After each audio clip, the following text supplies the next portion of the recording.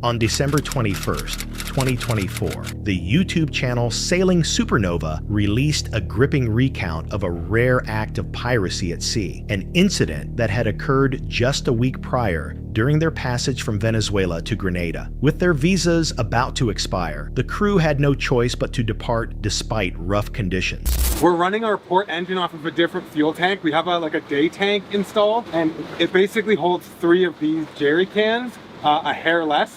So that's why we have so many of these jerry cans in the cockpit. But because we're going to be doing some sailing soon, we're going to be cleaning up the cockpit. So these jerry cans have to go forward. We have a couple more jerry cans forward, but we probably won't be needing those, and we still have some full ones left in the cockpit. So we just didn't want to be bringing full jerry cans back from the fuel locker in like crazy waves and everything. That's why we started with this in the cockpit. And it looks ridiculous, but we just didn't want to be going forward with heavy jerry cans. Now I get to go forward with really light jerry cans.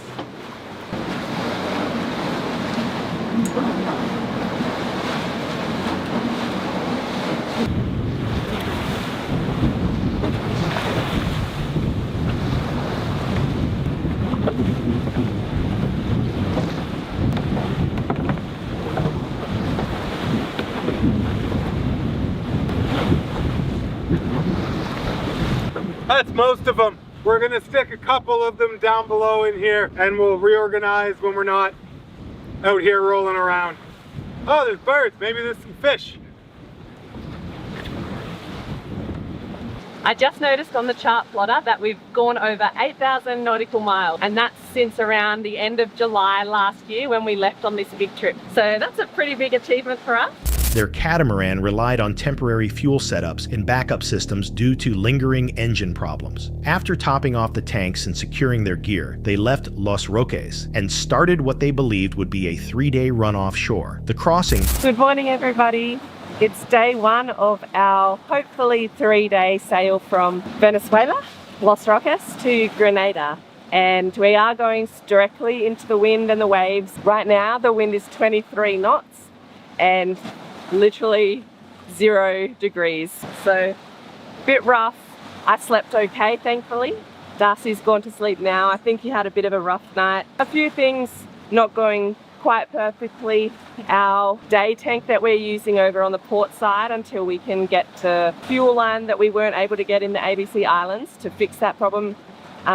We were worried about a little bit of air getting in because it's so rough, so we're just topping it up with jerry cans every couple of hours, but still much better than what we were doing beforehand, which was just using the jerry cans straight into that engine.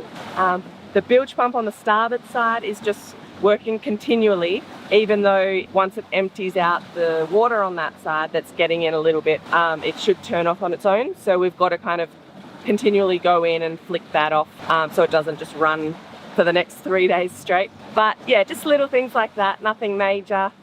It looks like it's going to be a nice day. The sun's just gotten up, and hopefully that wind sits down a little bit like it's supposed to, but you can never really trust those weather forecasts completely. It turned out to be far more punishing than expected. Fighting constant headwinds and pounding waves, the crew had to manually keep the engine's day tank supplied and deal with a failing bilge pump. Even amid the disorder, there were brief pockets of calm and opportunities to fish as they settled into the demands of long distance. We were just getting ready to start sailing, and we were doing a walk around the boat and found this bolt.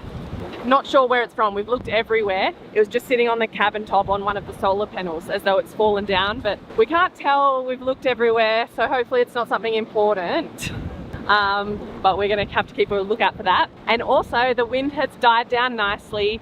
It was getting up between like 25 and around that pretty much most of the way, and slowly dropping down. Now it's all the way down to 10. So we'll probably have to either sail slowly or wait till a bit more wind comes before we can start like really sailing well. But I'm going to make the most of that and do some fishing, because I definitely didn't feel like fishing earlier when we were like blasting. Started feeling a bit seasick, but now I'm good to catch a fish. So fingers crossed I get something.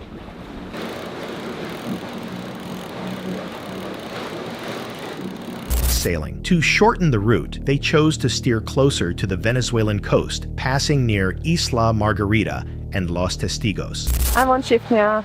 It's a bit after 2 a.m. and Darcy's just gone down to the room to sleep.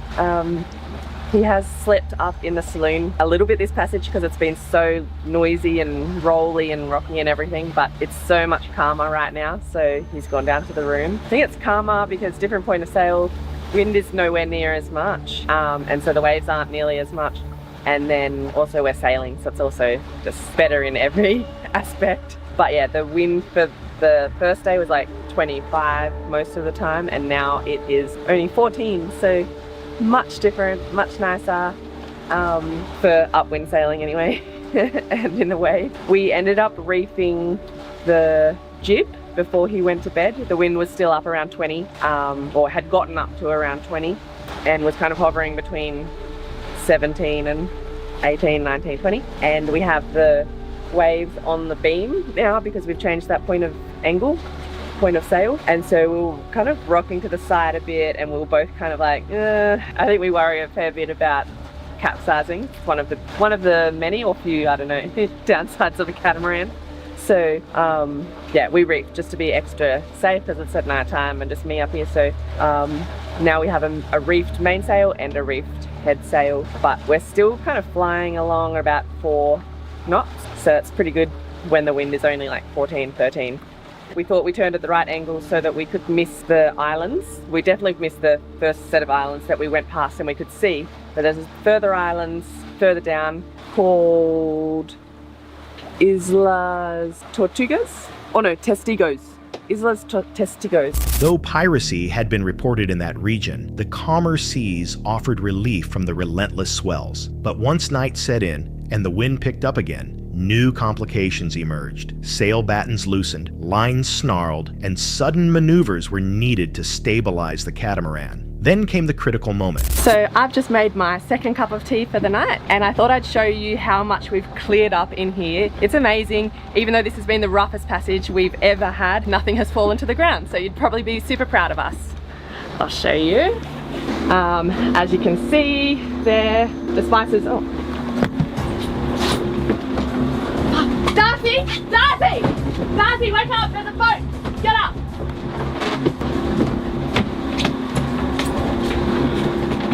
Hey!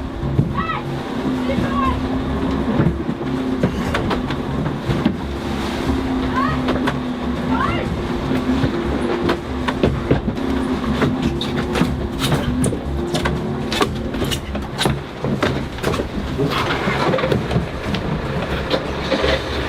you doing? Engine! Turn up! Turn the lights off! Lights off! The nav lights!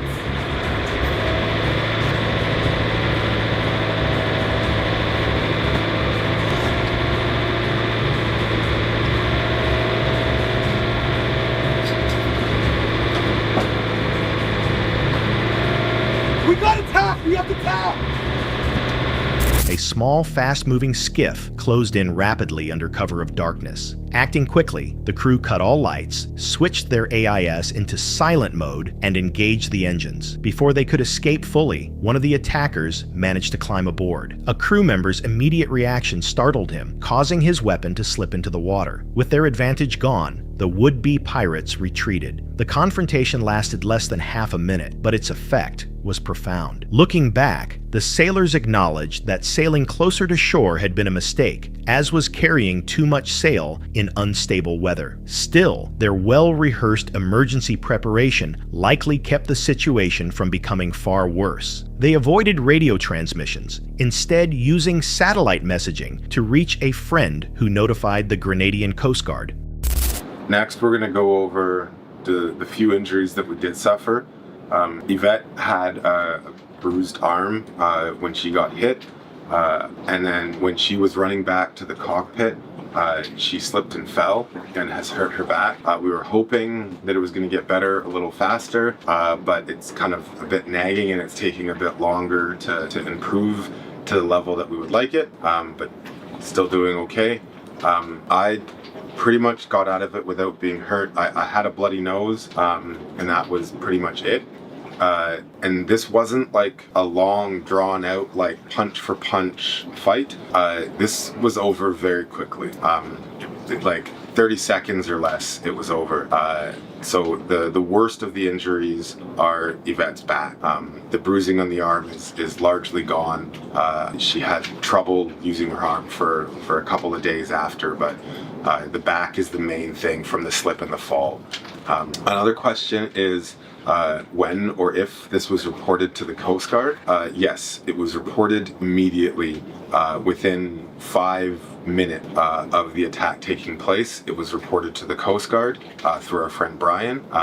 And then we also contacted the Coast Guard. We've had interviews with the Coast Guard as well as we've reported it to our individual country consulates. So it's been reported to everyone. It's on the Caribbean safety net for cruisers as well, the location of the attack. So that has all been done. If anyone's wondering, the Coast Guard did come to us and we did interviews on the Coast Guard boat to give them all the information that we possibly could, and they did check out Supernova. Officials responded swiftly, and the event is now recorded in multiple maritime safety systems. Although the crew escaped with only minor physical harm, a bruised back and a bloodied nose, the emotional impact remains. And while their quick actions likely spared their lives, the ordeal raises unsettling questions. What if the attacker hadn't lost his weapon? How many similar incidents happen without ever being reported in these isolated waters? Share your thoughts below, and if you want more real sailing survival stories, be sure to like, subscribe, and stay tuned for the next voyage.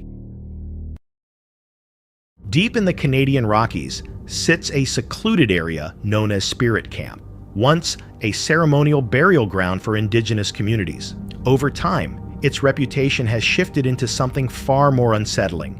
Even tribal elders avoid it now, pointing to unexplained disturbances of old graves, strange noises drifting through the trees, and sightings that leave seasoned outdoorsmen shaken. Seeking clarity about these long-standing stories, one man begins a 4-day solo trek into Spirit Camp. Unlike most explorers who narrate their experiences, he keeps silent, letting the camera run on its own, capturing whatever might occur.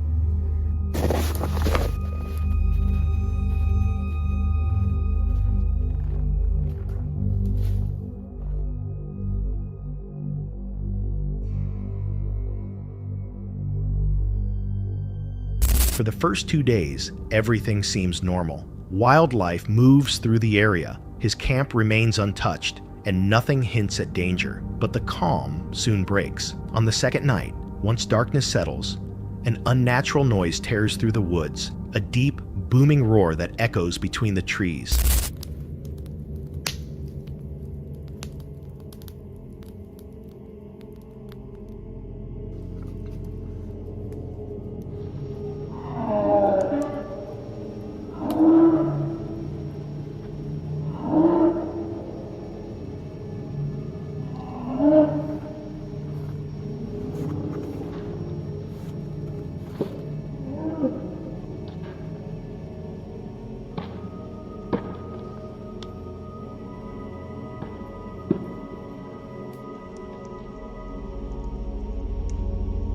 Its tone resembles a lion's call, even though no such animals live anywhere near the region. Moments after, several loud impacts echo out, sounding as if something heavy is striking the trees with intent. Those familiar with wilderness lore might recognize these patterns.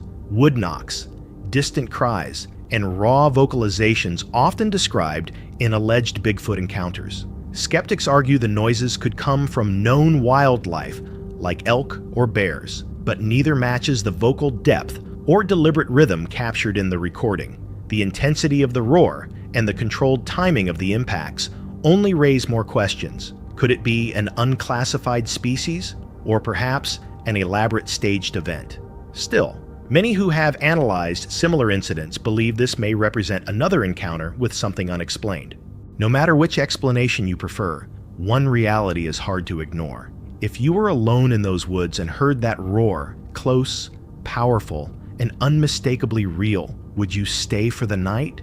Share your thoughts below. And if you're ready for more real encounters, don't forget to subscribe for the next story.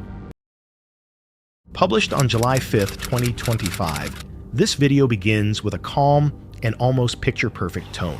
The host, Tommy Dial, is spending time at an off-grid cabin hidden deep within the Midwestern mountains. The opening shows classic summertime scenes, freshwater fishing, small cabin upgrades, and peaceful moments in nature. It feels like a standard outdoor vlog focused on simple living and self-reliance. But within this quiet footage, a remarkable and extremely rare wildlife moment is captured. Tommy's day unfolds normally, making breakfast, casting a line in the creek, and doing some maintenance around the cabin.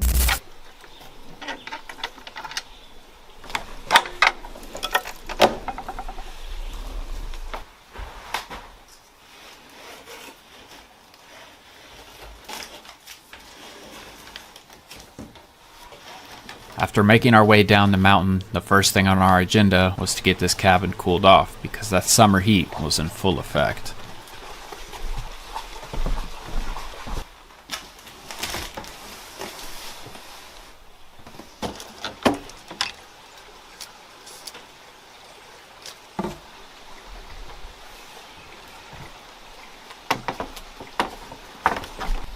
Okay.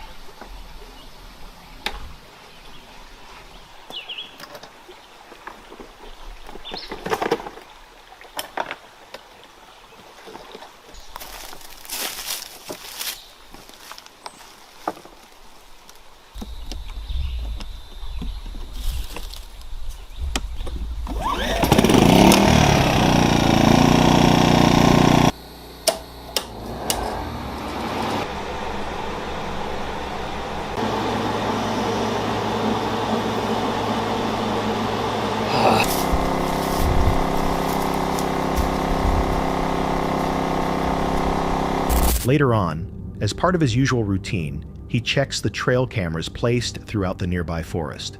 At first, the recordings show only typical wildlife, deer, raccoons, and various birds. Then an unexpected visitor appears. Yep, that is a black bear. Oh my goodness. Look at him. If dangerous, why so fluffy? Oh my gosh. Wow. Oh, here's the bear. Is that a deer with it? Wait. Look at the color of this bear. That is a, they call these like a cinnamon bear. Come on, tell me there's more. What? These are literally some of the most rare bears. You see these mainly in states like Colorado, but here in Oklahoma, these are like incredibly rare. And I'm pretty sure black bears, like less than 5% of black bears are this color. So this is super, super rare to see one of these cinnamon colored black bears. Oh my goodness. There's gotta be more of them on here somewhere. And they had the camera fogged up. There he is again. Wow. Oh my gosh. Holy, that sucker's big. You kidding me? They're enjoying the view. Look at them. Oh, a cub. No way. A black bear, but with an unusual reddish gold coat. This coloring is known as the cinnamon phase of black bears, a rare genetic trait found in only a small portion of the species, more commonly seen in states like Colorado. Seeing one in Oklahoma is highly uncommon. As Tommy continues scrolling through the clips, the rarity becomes even clearer. The same bear shows up multiple times, each appearance offering a better look at its size and distinctive coloring. Soon after, he notices not just one, but several bears. At one point, 3 appear simultaneously.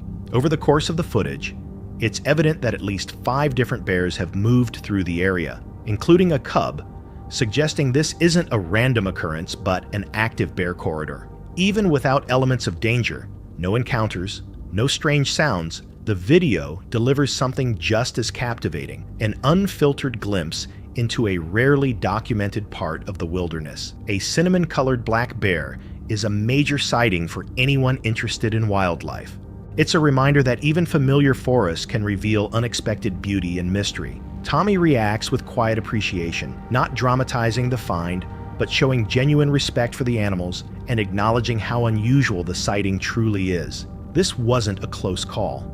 No threats, no panic, just a rare moment of natural beauty unfolding on camera. And maybe that's what makes it stand out all the more. How would you respond if one of the rarest bears in North America showed up on your trail cam? Share your thoughts in the comments. And if stories like this inspire you, don't forget to subscribe. There's plenty more ahead.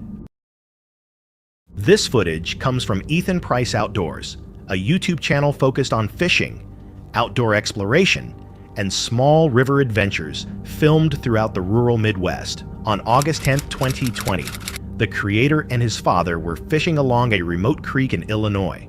The outing began smoothly. They covered steady ground, catching multiple smallmouth bass and enjoying the calm setting.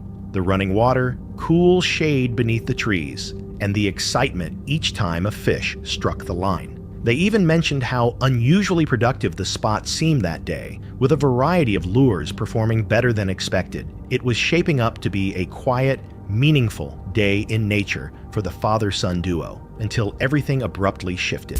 That's cool. You can still see it swimming too, going downstream. Wow. Okay, so there's a few nice ones in here. All right, back on that grind. All I know is I don't have to pay the tolls. That's all right. You can fill the gas tank. That's all right. I'll fill it. Because this was 100% my idea. I do like fishing in the shade though. That is nice. I would say that this direction was a much better idea than the other direction. There's one. Another little smallmouth. I probably would have skipped over this spot if you wouldn't have stopped here. Yeah, that's the plan. Maybe do that in April. There's another little smallie. There's a good one. Oh, that is a good fish. That is a nice bass. Nice smallie. There we go. Oh no! Yeah, that was probably another one that was around 13, 14 inch range. I can't believe these things are working. Sometimes you got to go back to the basics, I guess. These are the OG lures. That is a ginormous creek chub. There were 3 of them going for it, but I thought it was a smallie or I'd have not been wasting my time on them. You know it's a big creek chub when you can lift the thing. Holy smokers. There he goes.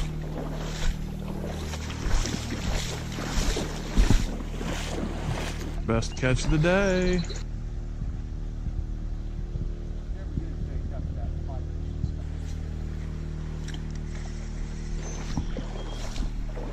Out of nowhere, a man rode up to them on an ATV and accused them of trespassing. The atmosphere shifted instantly. Oh, you did not. You went under me. You're good. You gonna catch that fish? Where's your gun range? That scared the crap out of me.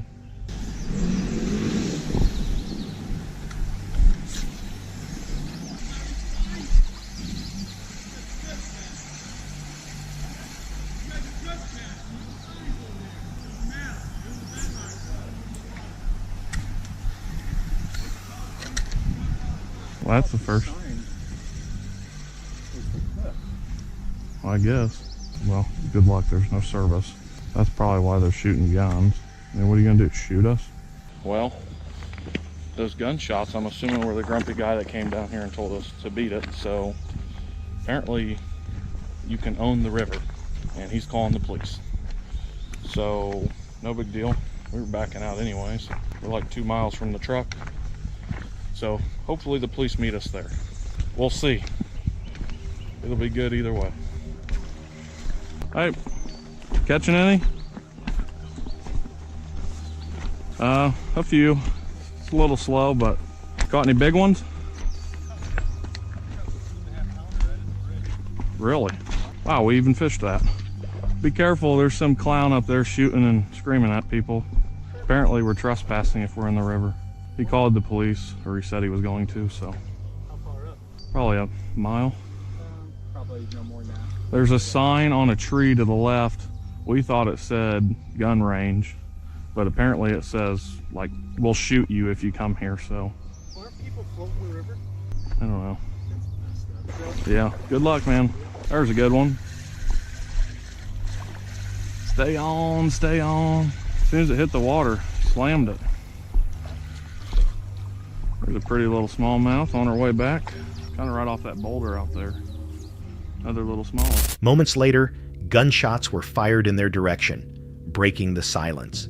Looking toward the bank, they saw 3 individuals standing there, one of whom appeared angry and shouting. The men insisted they owned the creek, though it wasn't clear whether the waterway was actually private or public. Not wanting the situation to escalate, the creator and his father chose to pack up and head back toward their vehicle, still several miles away. Along the way, they encountered others who had heard the shots, adding to the confusion over who, if anyone, legally controlled the area. Even though they managed to catch a few more fish before calling it a day, the incident left a strong impression. What began as a peaceful fishing trip nearly turned into something far more dangerous. The event illustrates how unclear property boundaries can be in rural regions, especially around waterways. In some states, streams can run through private parcels, creating disputes, but firing a weapon to enforce a claim is both irresponsible and illegal. Whether the men actually owned that stretch of creek or not,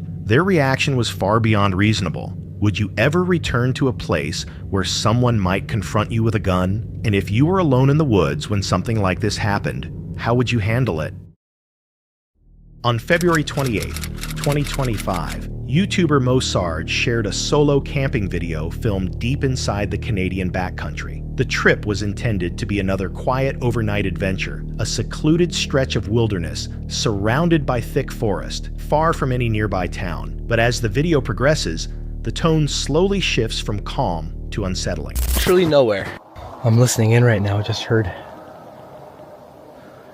It sounded like a woman screaming.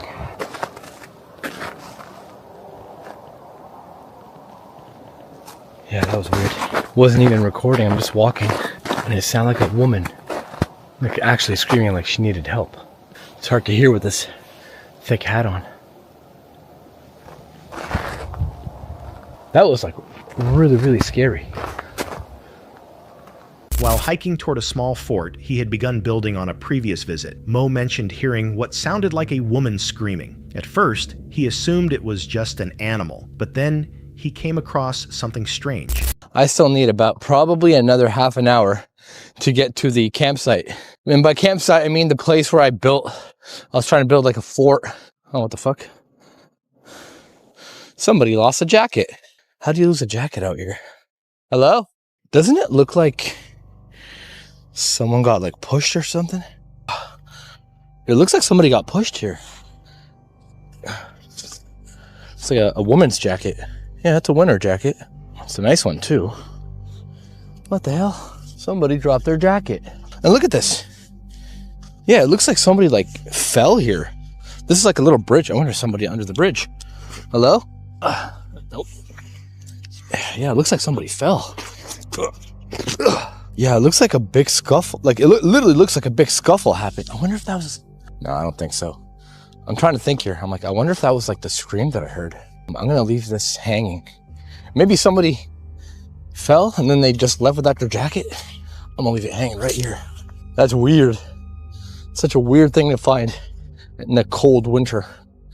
A winter jacket lying in the snow, partially buried, torn, and entirely out of place. The ground around the jacket showed odd disturbances. Snow was scattered, and a small wooden footbridge nearby looked as if someone had fallen or been pushed against it. With no one around, Mo chose to hang the jacket nearby in case the owner returned. Continuing deeper into the forest, he planned to set up camp for the night. He brought food, a portable grill, and basic gear, but his mind kept drifting back to what he had found. And it's just, I'm not liking this adventure. This is probably one of the worst ones today. It's just the snow is too deep, and it's, I should have known better than to come here. But it's okay. I've got a lot of work cut out for me. The plan is to camp out and make some food. I got a mini grill, I got a couple of steaks for the night, and I got a sleeping bag in my big bag. little tiny shovel for me to clear some snow. Only 1 bottle of water, which I need more than life itself right now. Gonna try and fly my drone. I'm hearing airplanes above. Hopefully this ain't a no-fly zone, because I really want to see if there's somebody out here, because I've been hearing someone screaming, unless it's just somebody messing around. But if there is someone out here, I bet you anything that jacket that I found probably belongs to them. SD card file system error. Of course, there's always something wrong. Of course, anytime I come here, there's always something wrong. Like, I'm not even making this up. SD card error. Like, why? What is wrong with this SD card? It's a brand new SD card. Yeah, let me just show you guys like how vast this forest is. Like, it is massive, and I'm hiking all through this. This is where I am right now. Like, I'm in the middle of this. Holy moly. But I don't, like, there's nothing that's gonna catch my eye right now. Let's see. Max altitude reached. Yeah, it doesn't look like there's anybody out here. I mean, that doesn't mean that there isn't. I just can't see them on the drone. All right, well, whatever, man. I'm just gonna start cleaning up this fort, clean the snow around, and get my shelter ready for tonight. Make a fire and everything. I gotta collect fire. Well, I mean, there's a lot of firewood. I think I can get it going. So yeah, I will see you guys back. Whew. Okay, that was loud. That sounded like it was close by. Max altitude reached. Come on, come down, you stupid drone. That sounded like somebody was nearby. Landing. Yeah, that was someone definitely screaming. Yet again. I need to go and investigate that. If somebody is actually out here and they do need help, then let's do our part and help them out. I'm gonna leave this for now and go and see if this lady actually needs help. Came from this area, which obviously is where the creepy haunted dolls are. Hello, ladies. Have you heard of a screaming woman out here? This is so creepy. I hate coming here. Let's keep moving. Oh, Jesus. Jeez, that scared the crap out of me.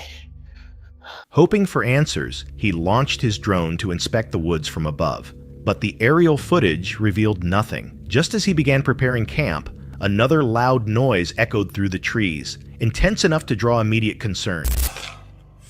Yeah, guys, I just got back to my car, and this guy was just standing on the trail smoking a cigarette, and he looked really, really stressed and pissed off. But I don't see a woman anywhere. There's another guy behind me here, but he literally just rolled in. But this guy in the white car looked very fucking suspicious, so I started recording him. Like, he was just standing there looking like he's waiting on someone, and there's literally no one else here. So I don't know, I think this might be our guy. I have no proof of it, but he just looked like he was very pissed. And when I was walking out the trail, he was just walking very, very slowly, like he had just done something wrong. Why is this guy like circling my car? Weird. Maybe this is our guy. What's he doing? What the hell is Buddy doing? Buddy, what are you doing, buddy? Buddy, what are you doing? What the hell is he doing? Oh, he's cleaning up some garbage. Okay, that's nice of him. Or evidence, he just picked up a beer can. Okay, Buddy's not our perp here. I still think it's this dude in the white car. Now he's just sitting there. His car's not even running. It's cold outside. Yeah, no joke, guys. When I was walking out almost near the parking lot, I ran into this guy that was smoking a cigarette, which I told you guys back there I smelled cigarettes, right? And he was just standing literally in the middle of the way, not moving, nothing. And I think I got a recording of him doing that. And then he started going when he realized I was behind him, but he was walking very, very slowly, almost like in a manner where he had done something wrong. But there's no woman out here. So I got his plates, CU918 Honda Civic. I got his plates just in case. I think I got his face. I don't know how clear that camera was. I'm gonna drive by him right now and see if there's a woman in the vehicle. That's probably like best thing to do. All right, here we go. I'm so nervous right now. Let's see if there's a woman in the vehicle. Yeah, I don't see a woman in the car. What's he doing? He's got clothes back there. Oh, that's weird. Why is Buddy over here running away now? That's so weird. This guy came, picked up a can, and just left. Oh, he's pulling out. Bro, is this guy gonna follow me? I'm gonna pull back in and try to record him. I feel like this may be our guy, to be honest. Yeah, I'm gonna go back in. Oh wait, he just changed. What the hell? All right, now I look suspicious to him. He just changed where he was parked when that guy left, took off running. What the f is going on around here? Like, actually. So, here's what's gonna happen. I don't see a woman anywhere, but it looks like there's a car that maybe crashed, or maybe it's her car. Maybe something happened. What the hell happened here? Oh, is that a woman? Oh my God, that's a woman on the phone. Oh, maybe something happened to her, but she had clothes on her. I'm going back. This is crazy. Like, I'm telling you guys, like, this just happened. Like, something literally just happened. I gotta figure out what it is. Let's see if we can get a shot of her face. She's sitting in the tow truck passenger side. Like, her car, maybe it's just a coincidence that there's somebody broken. Yeah, that is a woman. Hi, are you okay? What the f? Okay, I'm like, this is f***ed up. Dude's sitting there in the parking lot. I'm recording this for the cops. Like, something just went down. The parking lot is literally right there, guys. Dude's sitting there. It doesn't make any sense. It really doesn't make any sense. He's still sitting there. Hold on. Let's see if I can get a glimpse of him.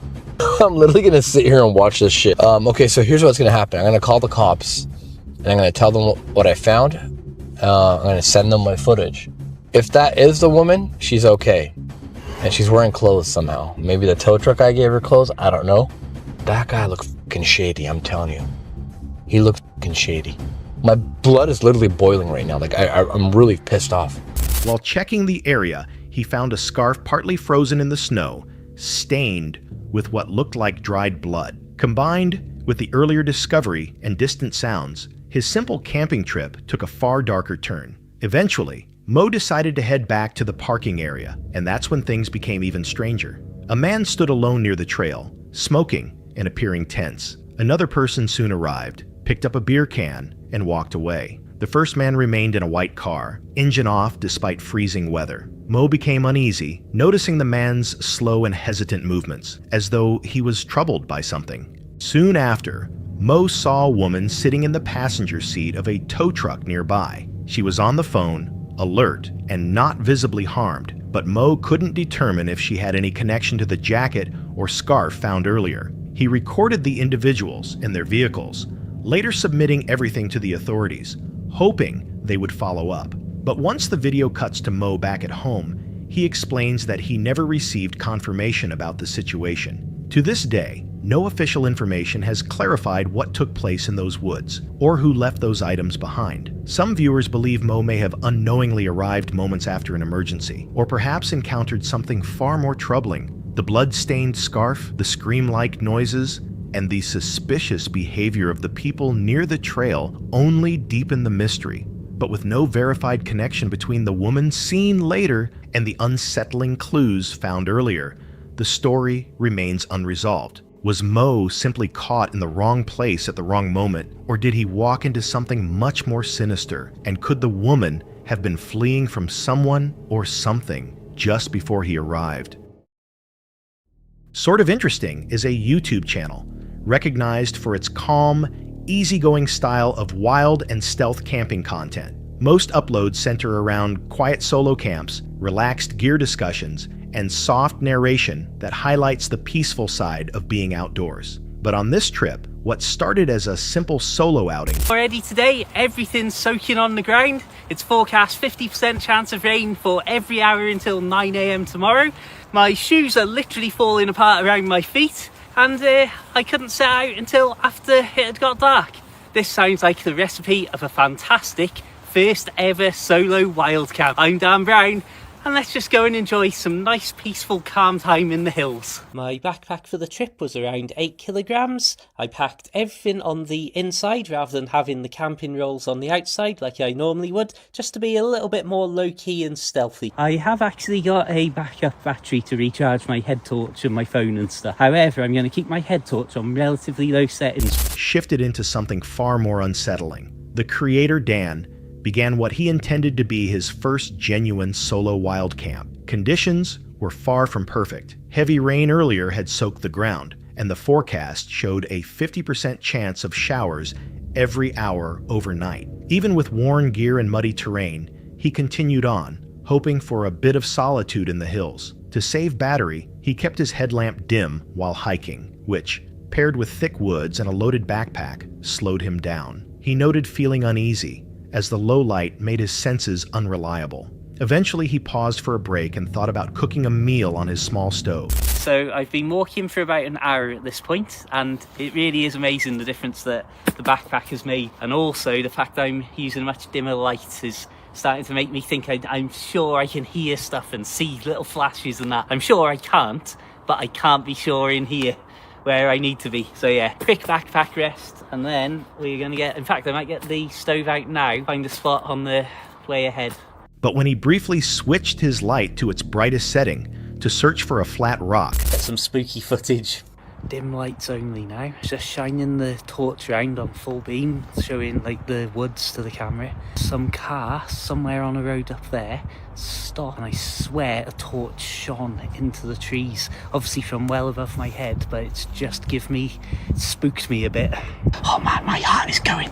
I swear the car that I just mentioned pulled up and somebody has got out. I don't know if it's just coincidence. I'm trying to tell myself that, but I am really, oh my goodness me. I know. This isn't fun, this. I am so stupid. I am the stupidest person. I don't know if you can see that they are literally scanning up and down. Can you see this on the ground? They're literally looking straight at me. I don't know what to do. I don't know what to do. I'm literally crouched. I'm sat on the ground. Right, put the camera off. After a while, they finally left, and so I stayed hanging around in the woods for a good while after, just to make sure everybody was definitely gone.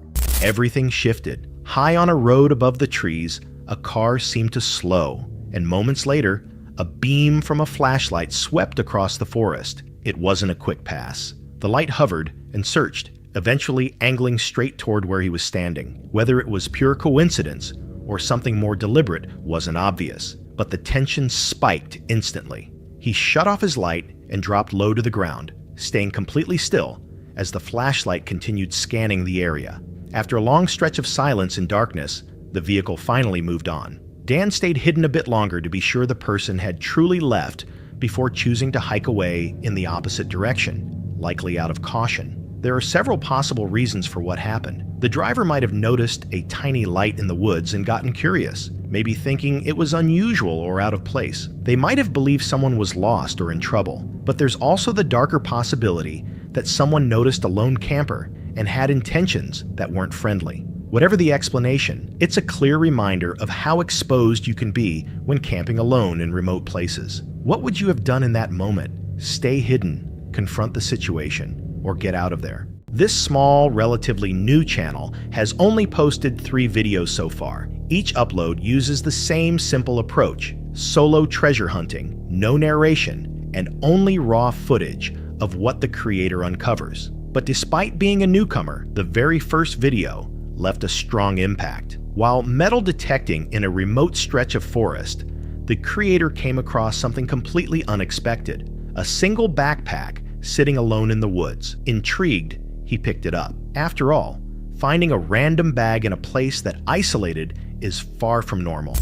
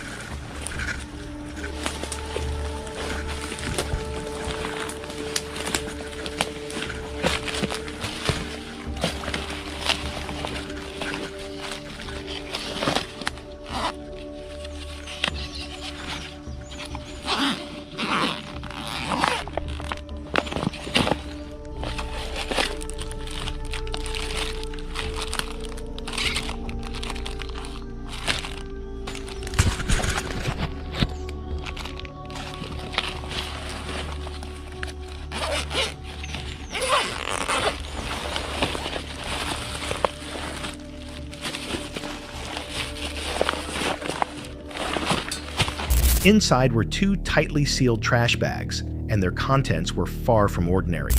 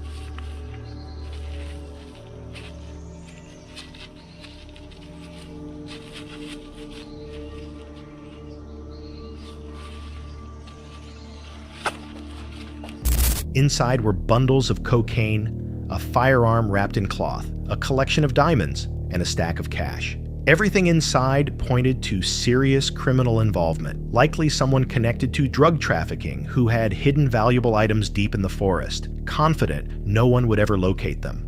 Coming across something like this could be incredibly lucky, or extremely dangerous, because whoever left it there would not be happy to find it disturbed. Adding to the uneasiness is the creator's response. He never notified authorities. Instead, he opened the bags, handled what was inside, and simply walked away. Considering the type of items found, that decision leaves far more questions than answers. Some viewers believe the entire thing may have been staged for attention. It's unusual and risky for anyone to casually rip open bags filled with illegal substances on camera. But if the discovery was real, then the creator may have unknowingly put himself in serious jeopardy. Was this an authentic criminal stash uncovered by accident, or a carefully crafted scene designed to go viral?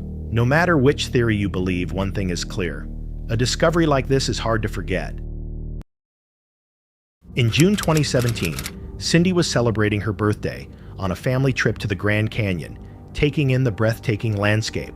Like most areas of the canyon, the viewpoint was lined with protective railings because of the extreme drop-offs. While admiring the scenery, she noticed a barefoot man nearby who seemed to be impaired.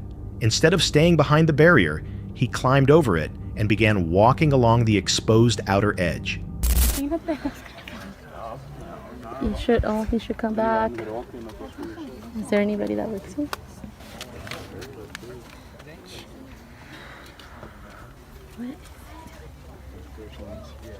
Oh, do not have to get up though. I'm good. Okay. I have to get back up though. That's the issue.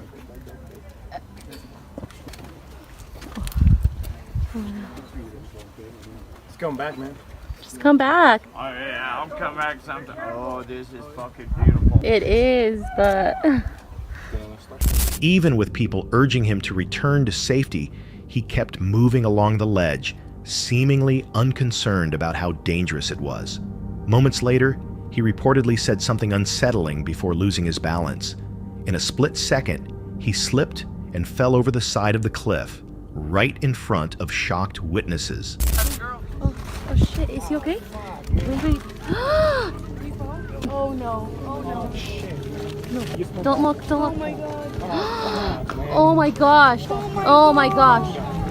Oh my gosh, we told him to come back up. Oh my gosh. Oh my gosh. Oh my gosh. We need to call. You have your phone. Get your phone. Can we call? Oh my gosh. Dumbass. Oh my god, baby girl. Go back in.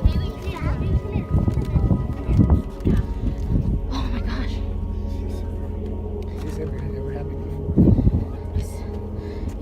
He's not moving, huh? He's not moving. Hello? Hello? Oh my gosh.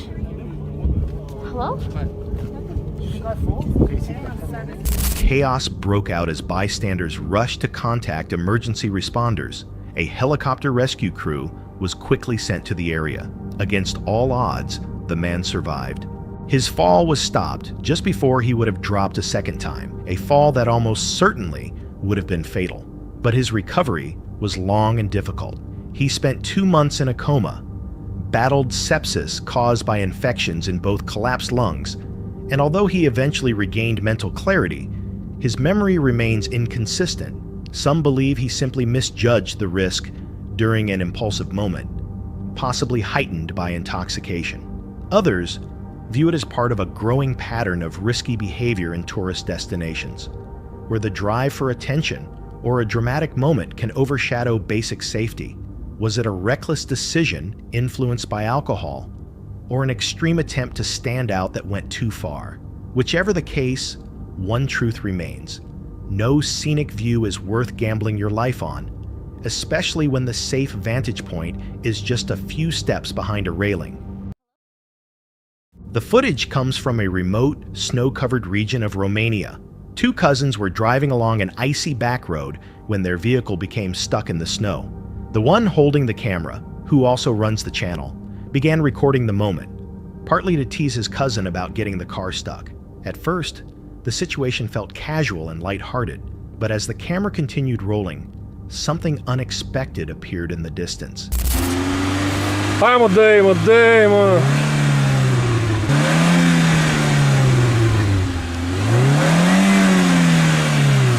Da.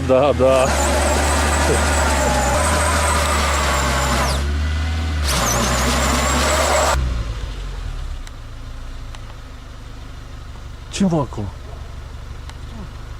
Что встал? At first barely visible, a figure stood still among the trees, upright, motionless, and clearly observing them.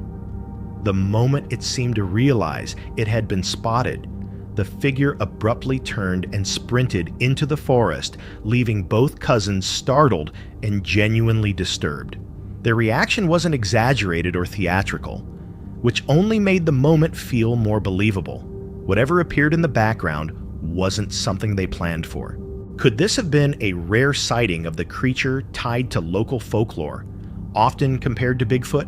While it's possible the figure was simply a person wearing a costume, the environment, the weather, and the spontaneous nature of the recording make staging seem less likely, though still within the realm of possibility. So what did they actually capture that day? A prank set up without one cousin knowing? Or a glimpse of something that has managed to remain hidden in Romania's wilderness for generations? The YouTube channel Whitey's Fishing is recognized for its intense, high-energy outdoor fishing adventures. But in this upload, what began as an ordinary trip quickly transformed into a frightening and potentially deadly situation. 3 teenagers, Jacob, Sam, and 15-year-old Ray, head to a rocky shoreline hoping to catch some fish. Even with the less-than-ideal weather, they continue on, expecting nothing more than a normal day near the water. But soon after they arrive, everything changes in an instant. Oi, I don't reckon you're getting it. What's it called? Oi, don't, fuck! He's in the water, dude! Dude, just try to swim towards us, bro. Oi. Chuck us a pole. Oi, you just be on wave watch.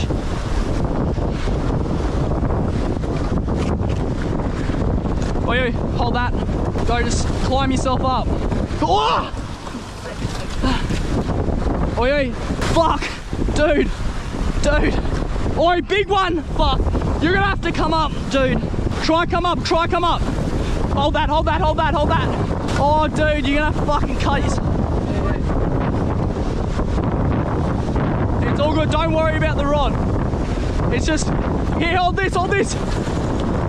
Go, climb. All right, try get a foot grip. Just try get a foot grip. While trying to recover a stuck lure, Ray steps too close to the edge of the rocks. A sudden wave crashes against the shoreline, knocking him off balance and hurling him into the rough water below. What happens next is chaotic, emotional, and completely unfiltered. The camera records the mounting panic as Jacob and Sam realize how serious the situation has become. They can't jump in to help. Doing so would put all 3 of them in danger. Instead, they desperately try to direct Ray back toward the rocks, shouting instructions and searching for anything that might help. A fishing rod, a rope, even their own hands if the moment comes. The waves continue pounding the coastline, pushing Ray back and forth, draining his energy and making it nearly impossible for him to regain stability. The cold water, the current, and the relentless surf create a terrifying struggle to stay alive. Even through their fear, the boys stay focused. They keep talking to Ray, trying to keep him composed, though it's clear they're all under immense stress. Their improvised rescue attempts hardly match the force of the ocean. Reed, come this way, swim out here. Just swim out here, man.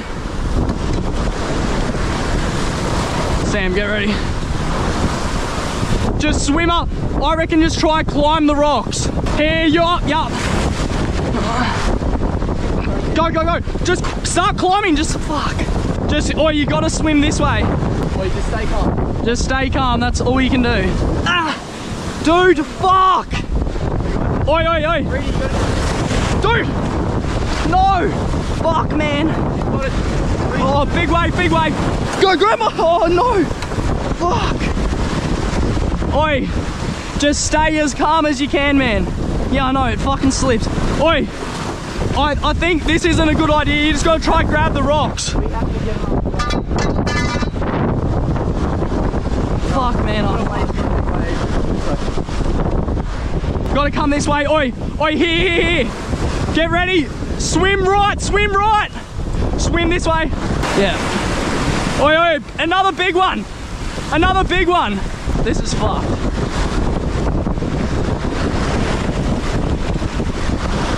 Fuck, man. Time feels stretched.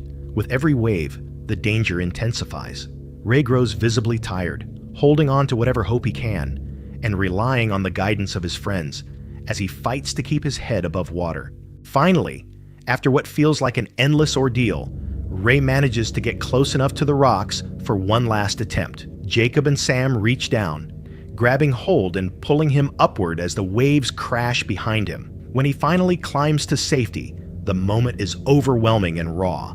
The three teenagers collapse together, shaking and out of breath, acutely aware of how close they came to disaster. This wasn't a simple near miss caused by chance.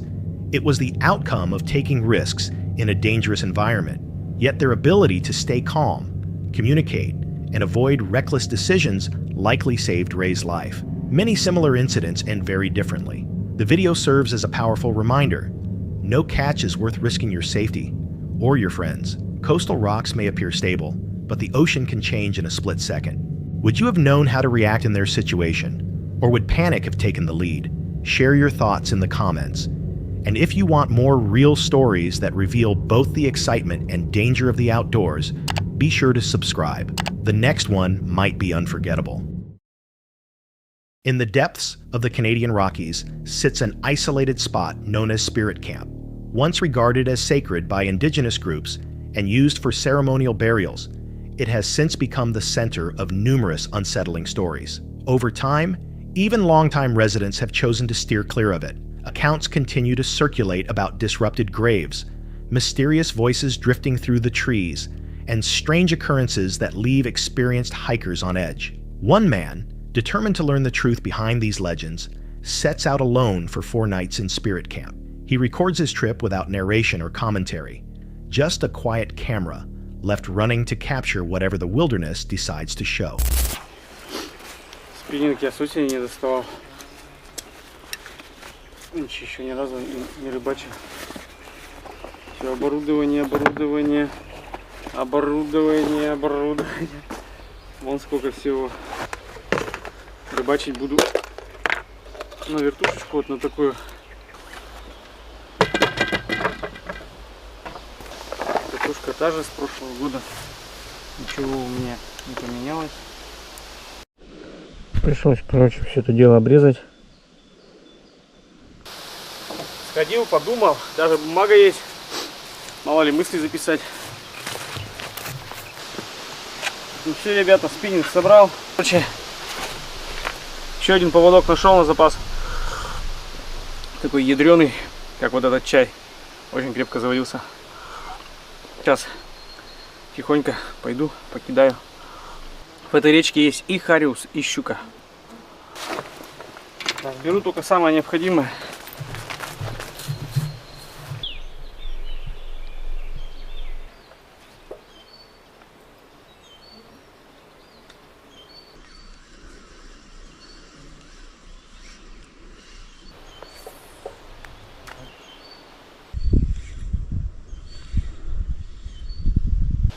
Короче, не клюет. Конечно, и время уже поздновато, но я думаю, надо сменить.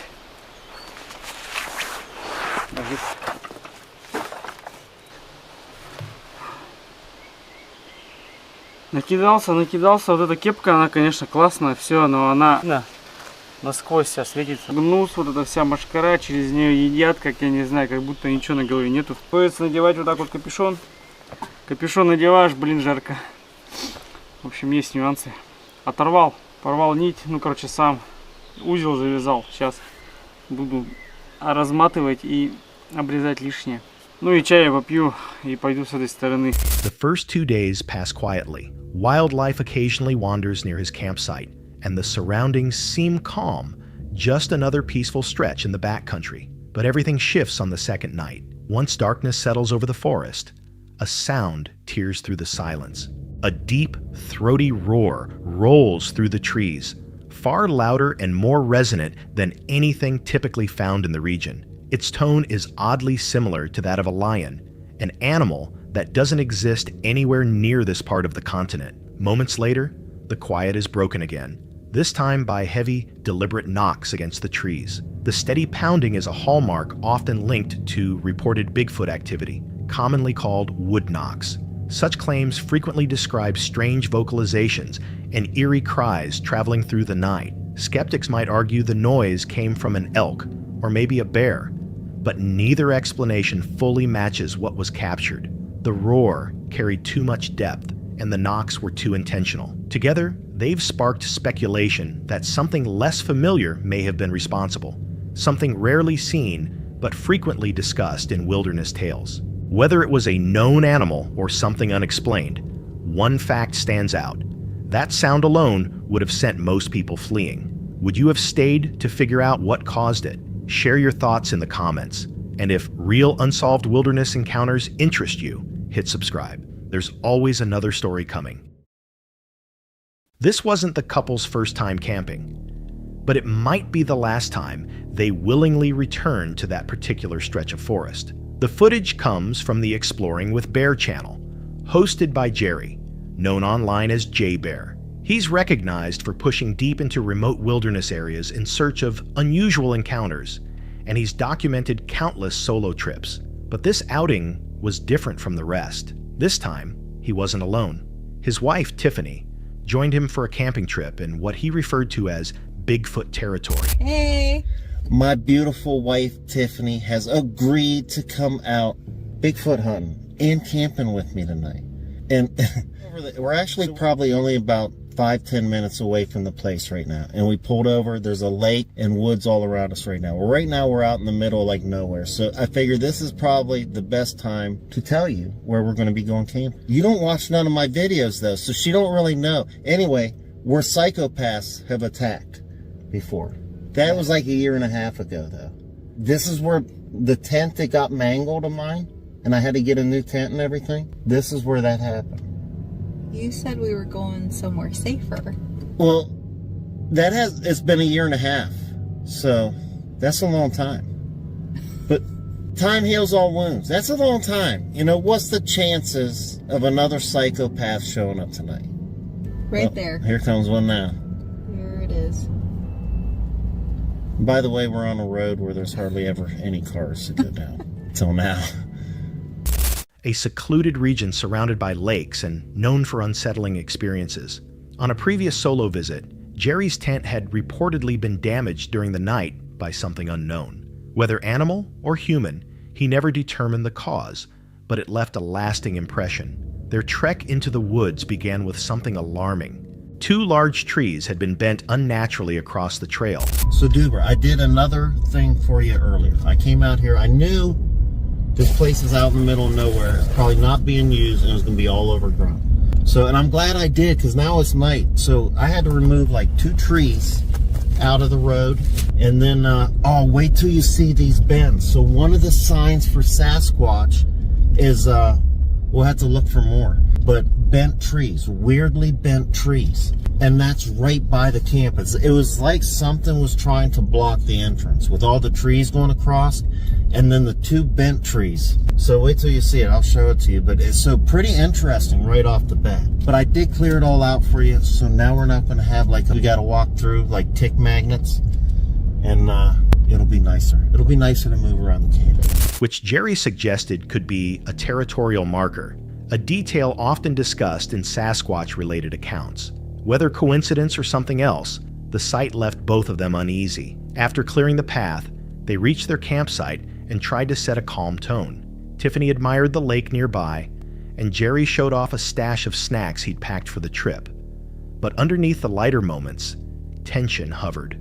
Jerry revisited an earlier incident when strange audio was captured near an apple he'd left outside overnight, evidence that he didn't entirely dismiss these stories as myth. Once night arrived, the sense of unease intensified. Their vehicle's lights briefly flickered despite being turned off, a disturbing moment in an area far from power sources. Oh, come on. Just a gunshot. Oh my gosh, no! Oh, it's what, 11? No. Is it midnight yet? It's really late actually right now. Who shoots a gun at 11 o'clock at night? That's what just crossed my mind when I heard it. Like, it is awfully late for that. Maybe it was a firework. It's close to the fort. Or psychopath. They're out here. Then, a single gunshot rang out in the distance.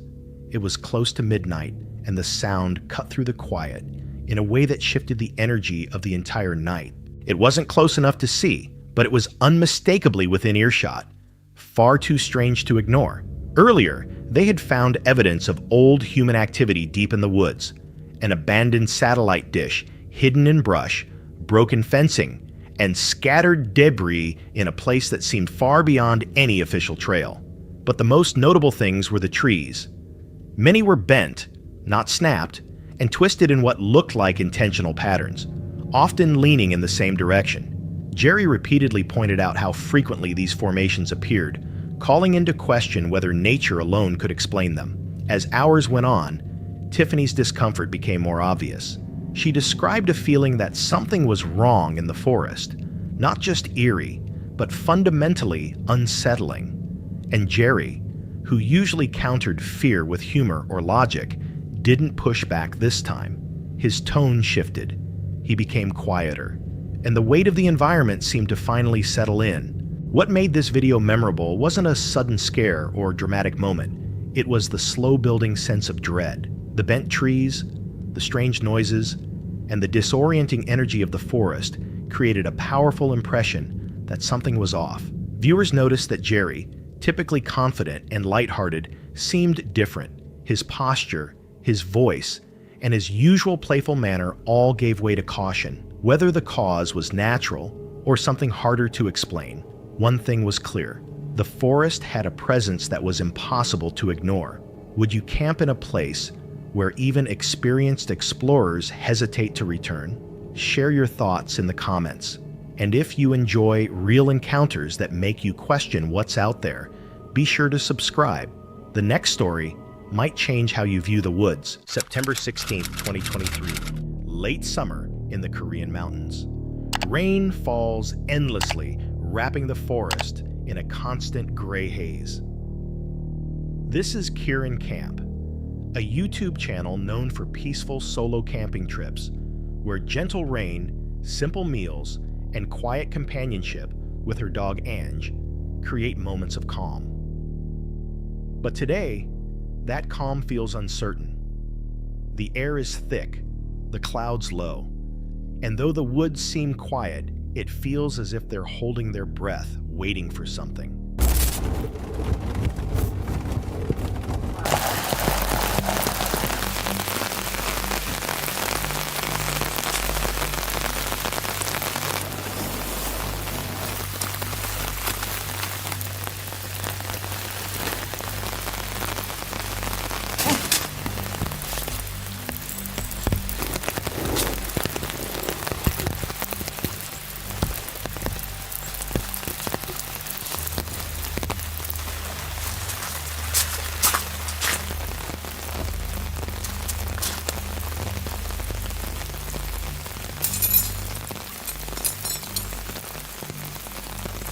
The rain never stops.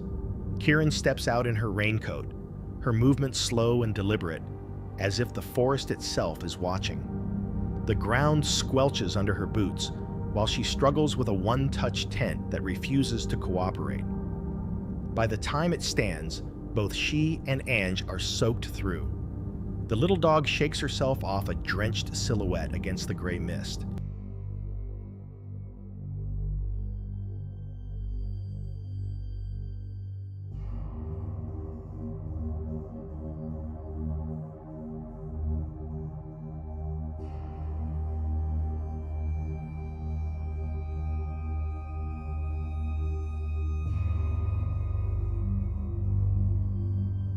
Wow.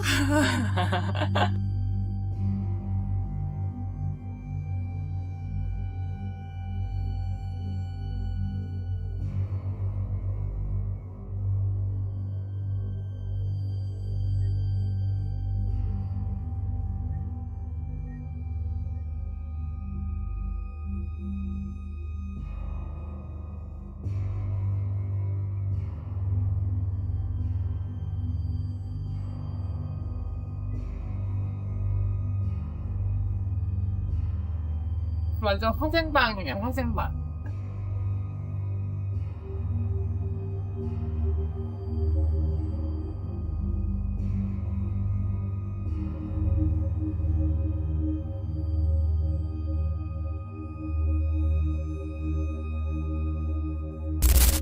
Inside, the sound of rain softens to a muffled hum. Kieran seals the TPU window and warms rice for Ange, a small act of care that cuts through the chill. When the downpour eases, she begins cooking seafood pancakes sizzling on the flame. The scent of chives and pepper fills the tent, and for a brief moment, the storm outside feels far away. But peace never lasts in the wild. The rain thickens again, hammering the tarp as thunder rolls through the valley. Kieran laughs softly, calling her dish seafood pizza, sipping macholi, while the world outside dissolves into silver sheets of rain. Then warmth turns to chaos. Smoke rises from the stove, first a wisp, then a suffocating cloud. She coughs, scrambling to smother the fire. The tent darkens the damp air, thick with smoke and panic. Water seeps in from the seams, pooling at her feet. She checks her phone, but there's no signal. Only the hum of rain and the slow, uneasy truth that she's completely alone. She retreats to her car, soaked blankets, and a trembling dog beside her. The night stretches long. Every gust of wind rattles the windows like a warning. 보가니탕.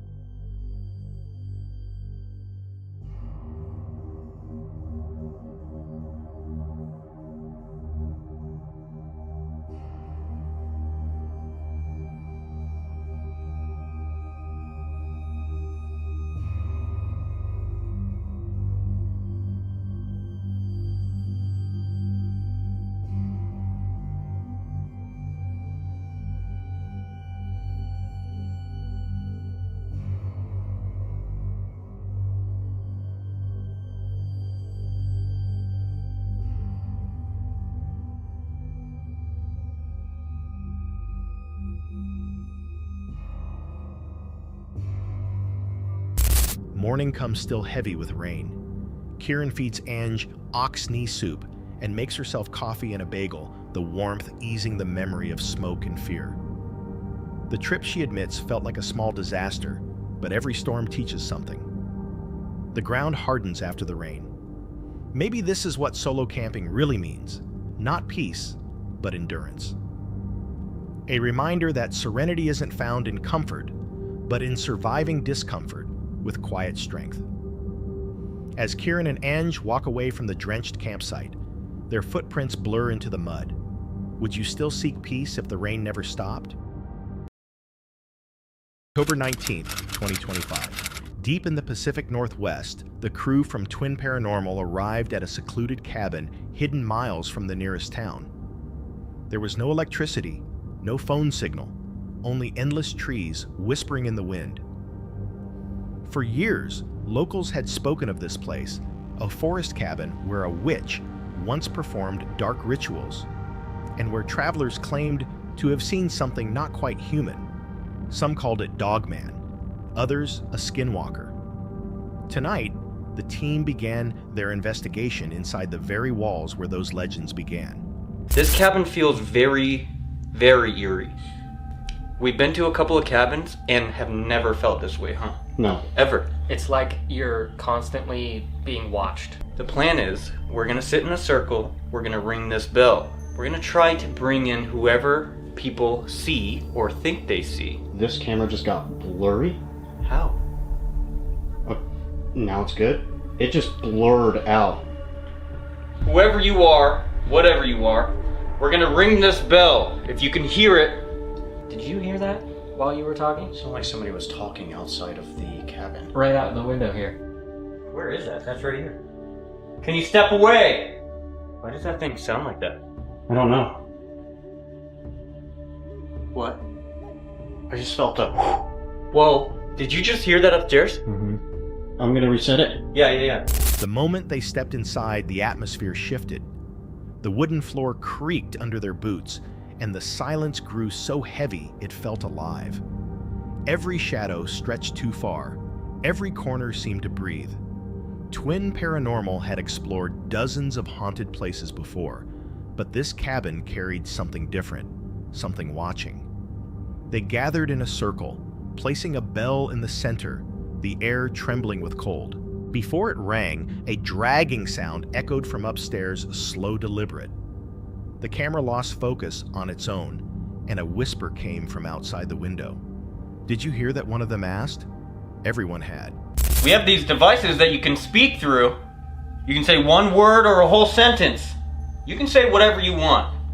Anything. No, it does not feel like we are alone. Dad. I just heard that. Would you like to talk?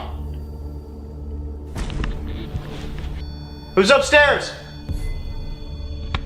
It's either there, I don't know what's going on. It sounded like somebody's upstairs, but also, it sounded like somebody was walking around the fucking house. Wait, that just went. Can you walk away? Please? Did you just Did you hear that? Did you? The REM pod stopped and it said, "Why did you come?" And then that. We came to talk! Who's up here? For what you are. Do you mind telling us? You will what? No. I welcome you. Who? Can we do a quick walk? Quick walk? I'm just curious. Outside? Yeah. Let's go back inside. Do you have the bell? No. Did you just hear the bell? I did. Where's the bell? Inside on the couch. Wait, why? Did you hear the bell? I did hear that bell. We should go.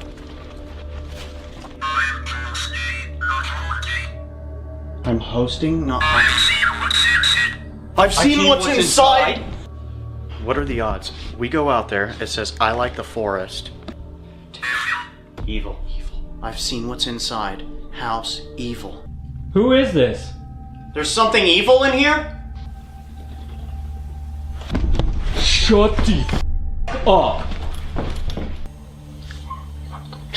It's like this.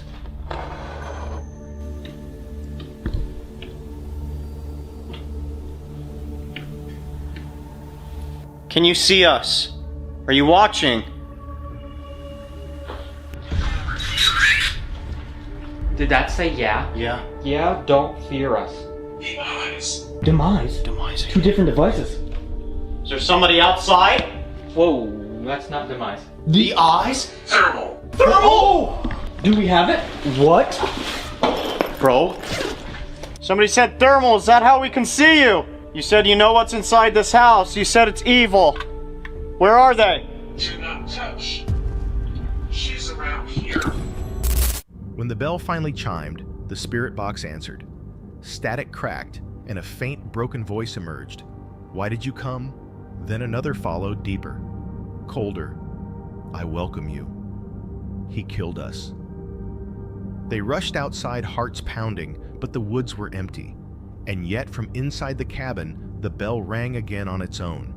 The devices began speaking one after another. I like the forest. I've seen what's inside. Evil. The words came faster, layered over one another, fragments of thought, pressing in from every side. Then came the scratching, long, deliberate strokes across the wooden wall, echoing like nails dragging over glass. Someone whispered, "She's here." Another voice, metallic through the static, replied, "Thermal, glaring eyes." Outside, footsteps circled the cabin. Inside, something whispered softly, almost tender. Painful form. Sick. Wyatt careful. This thing is trying to trick us, I believe. We go outside, and it said, "I've seen what's inside." It says evil, meaning that it's trying to lure us outside. It's hard for me to process whether or not this is like an energy or like some weird physical manifestation of something. You know what I'm saying? How would it go from outside to inside? We're the only ones in this cabin, let alone probably in like this square 100 miles. This is like a totally different fear than we've ever really dealt with. Whoever's been speaking with us, we are putting our energy into these cards. We are putting our energy into you. And we hope that you are doing the same thing. All right, guys, we're gonna do this together. I just pick whatever feels best. You guys ready? Yep. Yeah. The tower. Oops. The first card is the tower. That's the tower reversed. Yeah, I was gonna say that's reversed, right? 10 of cups. 10 of cups. Upright. The devil! No, no, no, no, no! Something doesn't feel good. Something feels like it's here. There's something wrong. Did you guys hear that movement outside? It's definitely out. It did not sound like normal inside. I got one more question.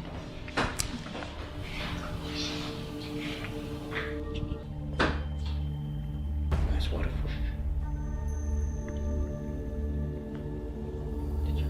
Such an old practice. If there was really a woman out here that had something wrong with her doing black magic, there's like a 99% chance that we're probably the only other people besides her that have ever done this here. They tried to stay rational to ground themselves in logic, but something was clearly responding, intelligent and aware. The colder the air grew, the stronger the voices became. Whatever haunted the forest wanted them to stay. It wanted to be known. Later that night, the tarot cards revealed what reason could not. The tower warned of destruction breaking through order. 10 of Cups reversed showed that the cabin was never a refuge. The Devil reversed hinted at something unbound and intelligence feeding on fear itself. The team wondered if the witch's rituals had left something unfinished, something still seeking form.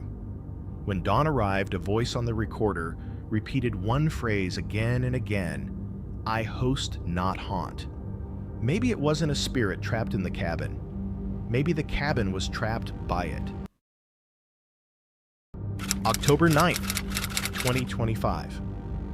Deep in the soaked forests of Northumberland National Park, Northern England. The ground is drenched and the air still bites with the lingering chill left by Storm Amy. Katie, the creator behind Katie Roams, begins another solo adventure. Her channel focuses on the calm of isolation, quiet camps, survival challenges, and the raw beauty of nature's silence. But tonight's test is different. There's no tent, no sleeping bag, no warm gear, only a 2-pound foil emergency blanket separating her from the cold. As daylight fades between the trees, one question remains: how long can someone last when every comfort is taken away? It is quickly getting dark. It's just turned 5 o'clock. I don't have much hope for it to stay light much longer.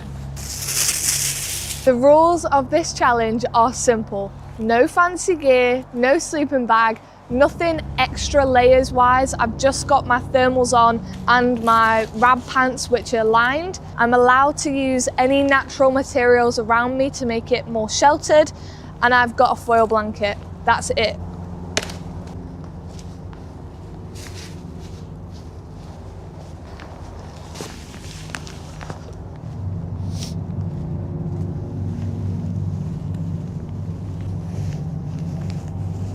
This is my shelter so far. So I've got just enough room to sit upright. So I'm probably gonna sleep like this. Won't be as comfortable and I probably won't sleep a lot. But in a survival situation, that's probably how I would do it. There's loads of ferns down here and they're all dead. So I'm gonna see if I can take some of them and use them as my little cover. The other great thing about foil blankets is that you can use them as little carrier bags. So instead of going back and forth, let's give it a go, shall we? Okay, it's not comfortable on my bum, but that's okay. It's getting cold quickly. I'm in my foil blanket but it's really hard to move around in. Okay, let's make dinner. This yogurt's so solid because it's so cold. It's gonna need a fork. Just realised I've forgotten my lettuce. It's looking barren because it's not got any lettuce in it. That's what I was trying to say. Oh, it's like a mini hand warmer. Oh my gosh. That's a life hack. I probably shouldn't put my food on my face, but I really don't care right now. That's so warm. I do not know how people are doing this. I'm so cold right now. Okay, it's my hands and my feet get really cold. Because I've got anemia, my hands and my feet get cold anyway, and I have fatigue really quickly. But I thought I'd be better than this, honestly. By 5 o'clock, the forest was already dim. Branches still bent from the storm and the ground beneath her boots shimmered with moisture. Katie gathered what she could. Fallen limbs bark and damp ferns to build a shelter before night consumed the woods. It was small, barely large enough to sit upright, but smaller meant warmer, or so she hoped. When she finally settled inside, the forest went quiet. The foil crackled sharply each time she shifted, catching every whisper of wind threading through the trees. The temperature hovered around 2 degrees Celsius, and soon her fingers and toes began to sting. To fight the cold, she heated dinner turmeric yogurt chicken wraps she had prepared earlier. Steam rose from the pan like brief comfort, warming her hands and cheeks. "It's like a mini hand warmer," she whispered with a soft laugh, her breath fogging in the air. But once the food was gone, so was the warmth. The foil offered no protection, only reflecting the chill back at her body. Hours dragged on.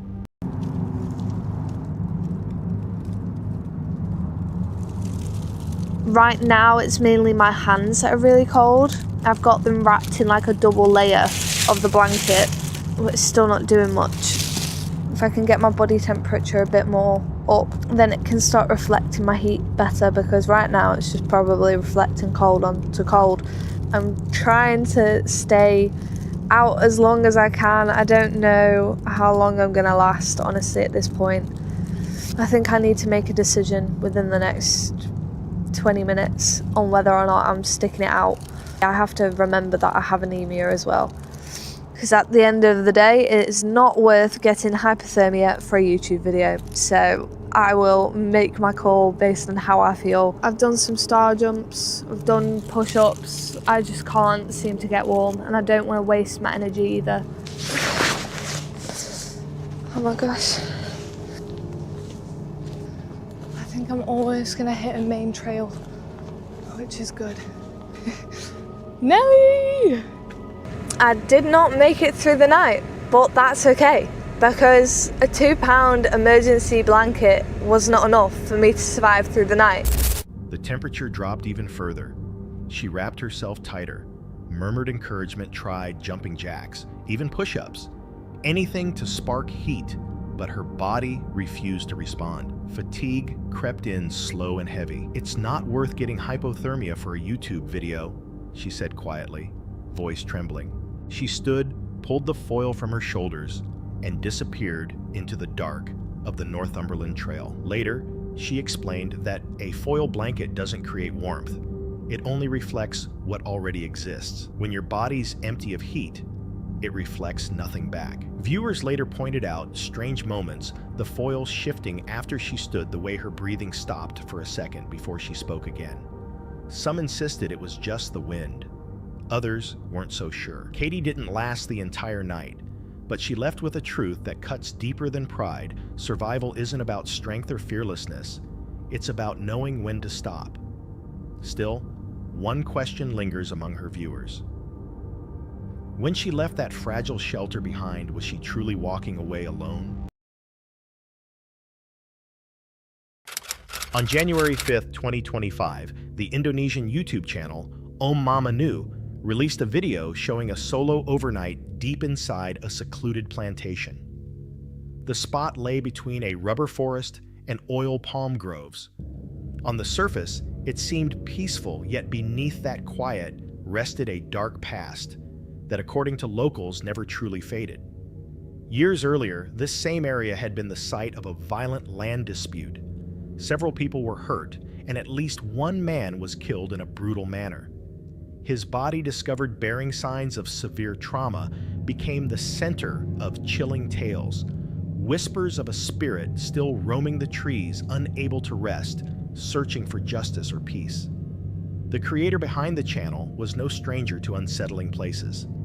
His content revolves around solo horror camping, often filmed in areas marked by tragedy or spiritual folklore. But from the very start, this night felt heavier. The atmosphere was dense, the silence unnatural. There was no sign of human presence, only the faint hum of insects and the flicker of a small campfire. The evening began as usual. He cooked, prepared his tent, and set up a CCTV camera outside to monitor the surroundings. But as time passed, unease began to grow.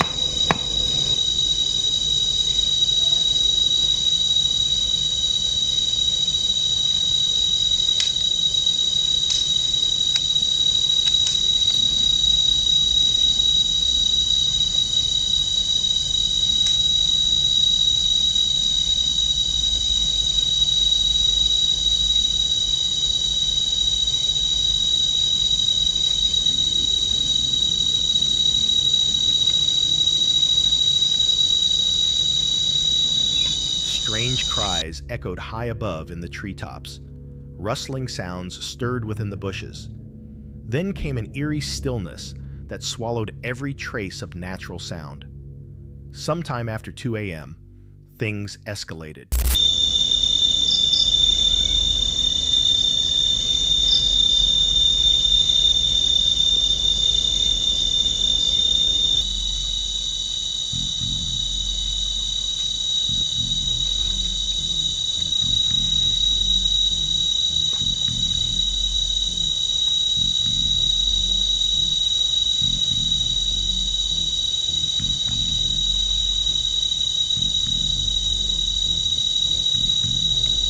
Then again, more noticeably, as if unseen hands were testing the grips. There was no wind, no animals around. The movement was intentional quiet, almost like something was making its presence known. When he stepped outside with a flashlight, the forest stood motionless, yet the charged air and the sense of being watched refused to leave.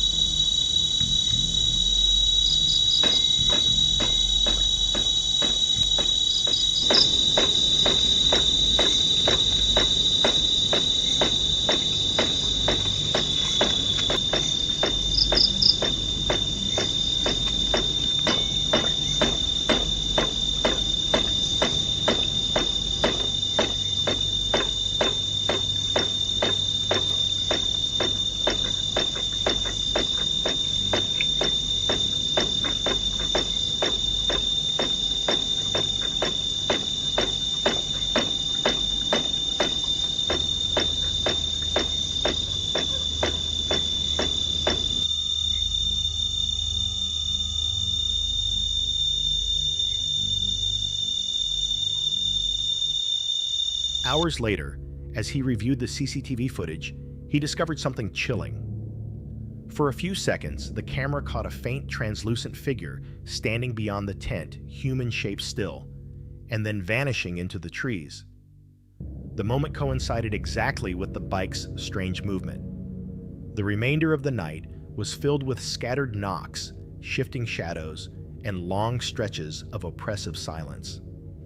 At one point, he even wondered if staying until sunrise was worth it, but he stayed determined to face whatever came. When dawn finally broke, the forest fell silent again, though the heaviness lingered. The scream of the moving bike and the pale figure on camera all hinted at something truly there. Quiet warnings, each one closer than before. Some believe the plantation's violent history fuels this haunting, that the spirit of the slain man remains trapped within the land. Others think the translucent figure was connected to the movement itself, a manifestation using physical objects to draw attention. Whether superstition or something more real, the footage suggests this was no illusion. Was the figure merely a trick of the light, or the restless soul of a man wronged on this very ground? And if the warnings were growing stronger, what might have happened had he stayed one more night?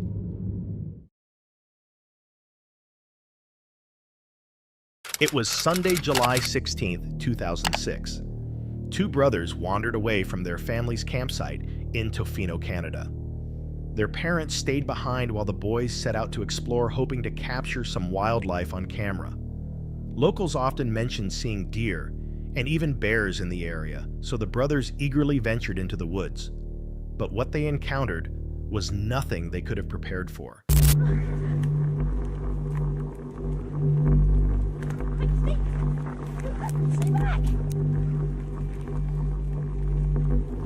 Deep in the forest, they noticed a tall, shadowy figure, humanoid in form, but far too large to be a person. Standing nearly 7 feet high, it moved with a presence that instantly froze them in terror. One of the brothers scrambled to grab the camera and managed to record a brief glimpse before the figure vanished among the trees. Shaken, they ran back to camp. Yet curiosity got the better of them. Later that evening, they returned to the same spot, only to uncover something even stranger. In the enchanted forest at Tofino, right by that tree over there. Over there. Yeah, that one. We saw it. Let's go see if we can. I don't know. Okay.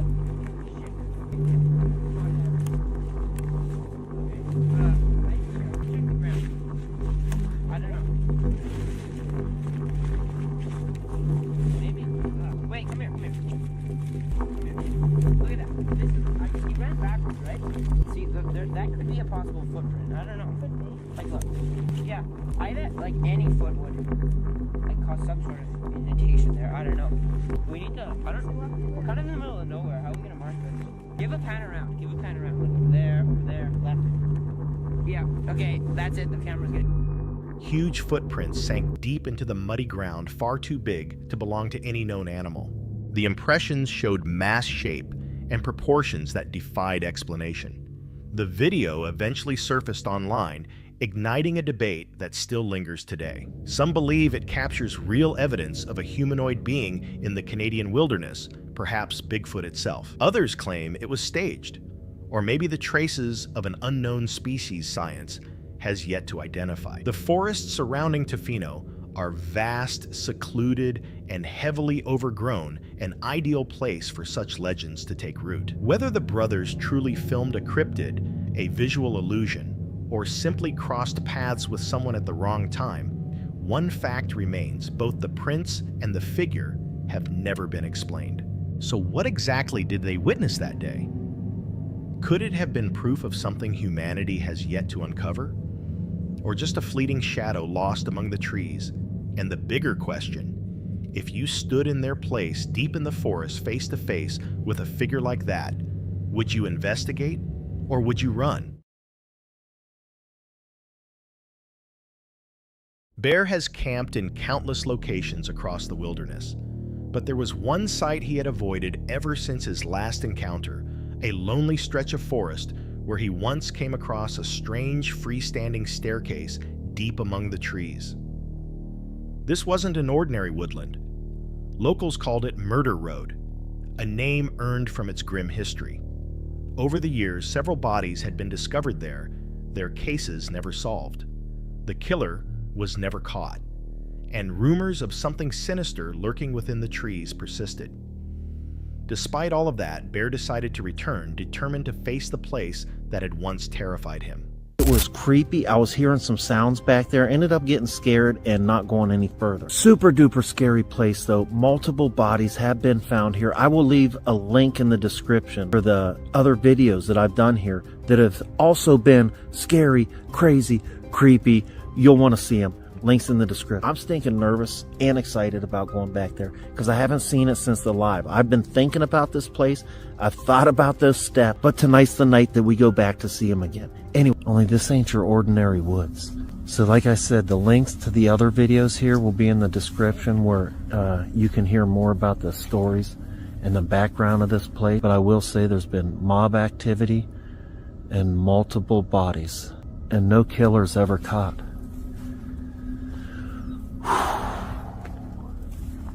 Oh my goodness, this feels so crazy. So far, I gotta say, this place has been truly terrifying for me. I'm not gonna... As darkness fell, the mood shifted immediately. The forest grew heavy with silence, his flashlight barely strong enough to slice through the blackness. Every sound carried metallic clanks, faint whistles, and distant howls that seemed to echo closer with each step. I just heard something. It sounded like metal. That sounded like metal. What was that? Did you guys hear that? That was like... I couldn't tell if that was a whistle or like a howl. Coming from in there. Could that have been an owl maybe? That was a weird owl. I've heard a lot of owls now. Oh my goodness, that shadow. I got myself freaking spooked, guys. Oh, I don't even want to do this no more. Oh man, I don't even want to do it no more. What is that? Some keeps making a noise right over to the right. That was like a... This place is so freaking creepy. Oh my god, I got goosebumps going through my whole freaking body right now. We just started.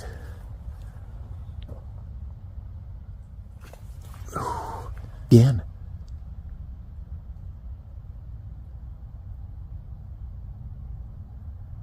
Someone's making vocally tight noises over there. Eventually, he reached the stairs. They stood alone in the clearing, separated from any visible structure, weathered and out of place. Against his better judgment, he began to climb. At the top, there was nothing, only endless forest stretching ahead. Then something flickered between the trees. A light. Someone else was out there. Crap. Oh, crap. Hold on.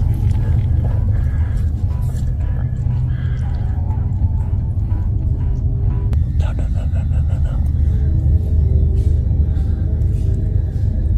You gotta be freaking kidding me.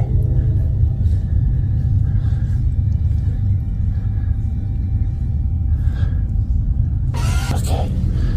Oh, no. No. Oh, crap, hold on. Dang it. Man, I'm like in a little ball on the ground behind some crap right now. What are they doing?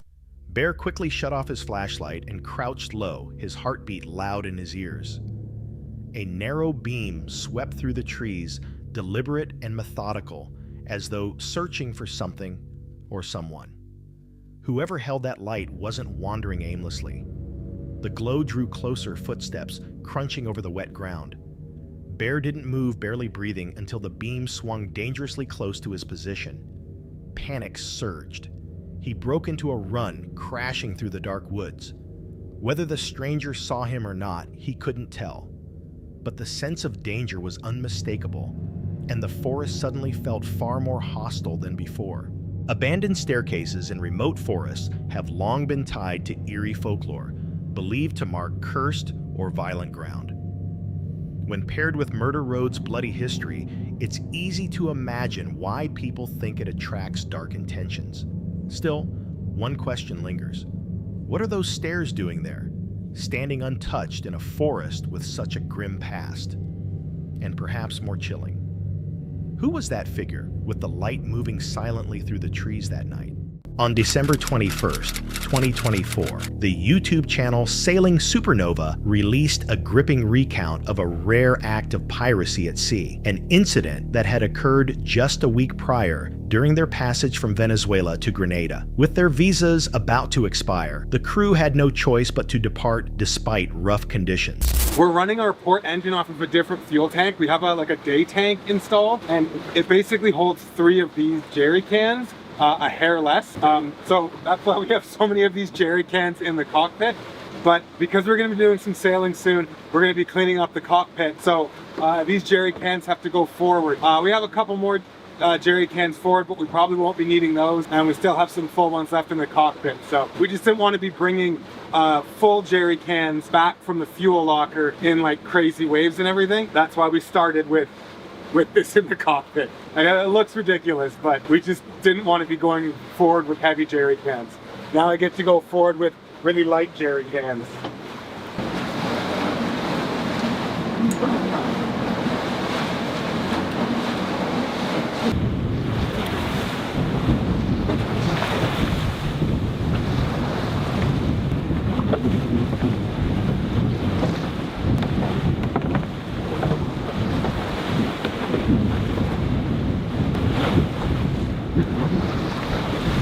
That's most of them. We're gonna stick a couple of them down below in here, and we'll reorganize when we're not out here rolling around.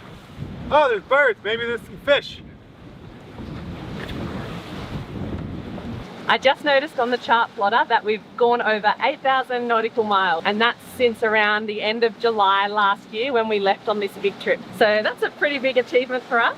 Their catamaran relied on temporary fuel setups and backup systems due to lingering engine problems. After topping off the tanks and securing their gear, they left Los Roques and started what they believed would be a 3-day run offshore. The crossing... Good morning, everybody. It's day 1 of our hopefully 3-day sail from Venezuela, Los Roques, to Grenada.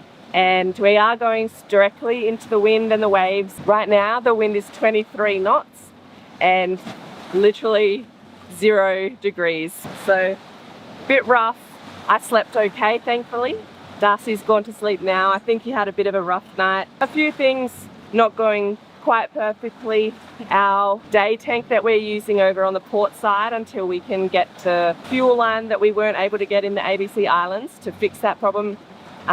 We were worried about a little bit of air getting in because it's so rough, so we're just topping it up with jerry cans every couple of hours, but still much better than what we were doing beforehand, which was just using the jerry cans straight into that engine. The bilge pump on the starboard side is just working continually, even though once it empties out the water on that side that's getting in a little bit, it should turn off on its own. So we've got to kind of continually go in and flick that off so it doesn't just run for the next 3 days straight. But yeah, just little things like that, nothing major. It looks like it's going to be a nice day. The sun's just gotten up and hopefully that wind sits down a little bit like it's supposed to, but you can never really trust those weather forecasts completely. It turned out to be far more punishing than expected. Fighting constant headwinds and pounding waves, the crew had to manually keep the engine's day tank supplied and deal with a failing bilge pump. Even amid the disorder, there were brief pockets of calm and opportunities to fish as they settled into the demands of long distance. We were just getting ready to start sailing and we were doing a walk around the boat and found this bolt. Not sure where it's from. We've looked everywhere. It was just sitting on the cabin top on one of the solar panels as though it's fallen down, but we can't tell. We've looked everywhere, so hopefully it's not something important. But we're going to have to keep a lookout for that. And also the wind has died down nicely. It was getting up between like 25 and around that pretty much most of the way and slowly dropping down. Now it's all the way down to 10. So we'll probably have to either sail slowly or wait till a bit more wind comes before we can start like really sailing well. But I'm going to make the most of that and do some fishing because I definitely didn't feel like fishing earlier when we were like blasting. Started feeling a bit seasick, but now I'm good to catch a fish. So fingers crossed I get something.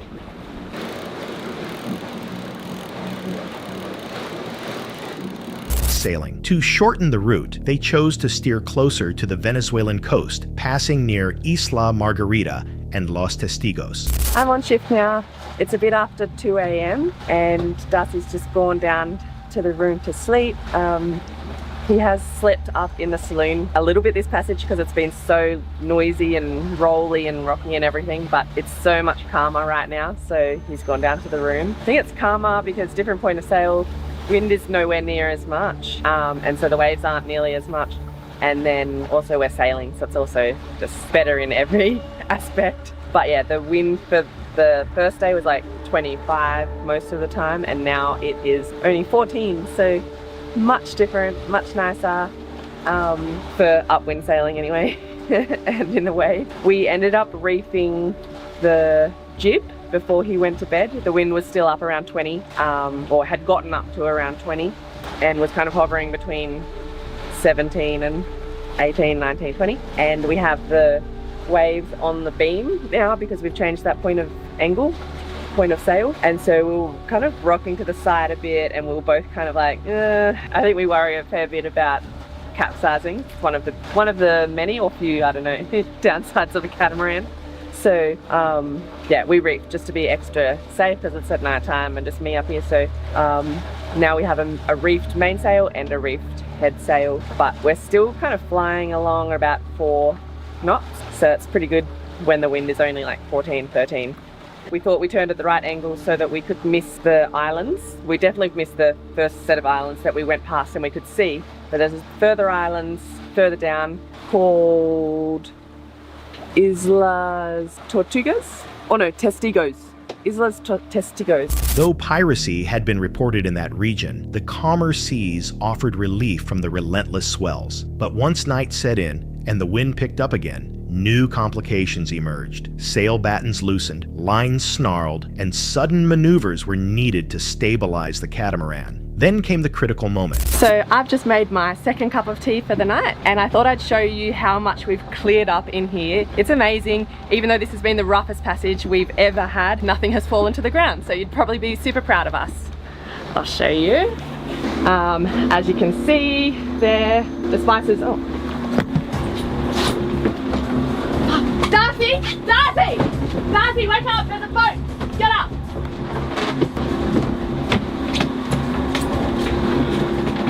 Hey! Hey! What are you doing?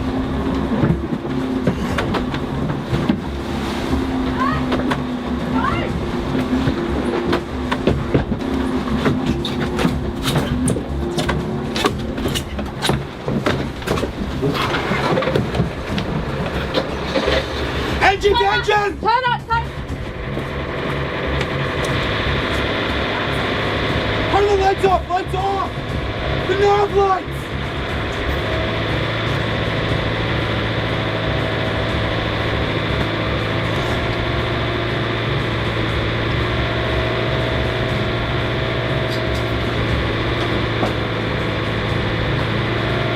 We got attacked! We have to tap!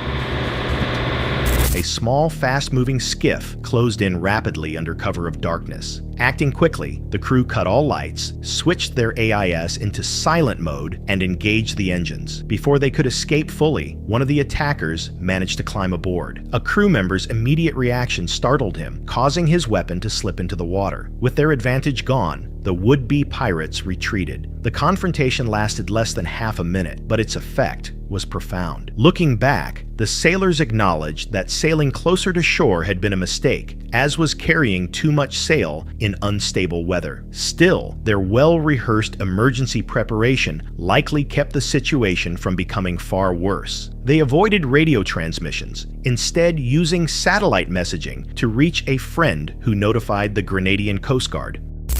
Next, we're going to go over the few injuries that we did suffer.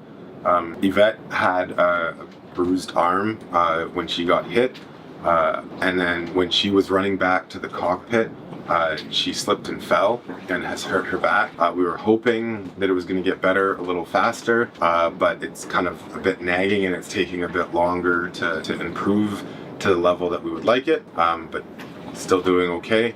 I pretty much got out of it without being hurt. I had a bloody nose, and that was pretty much it. And this wasn't like a long, drawn out, like punch for punch fight. This was over very quickly.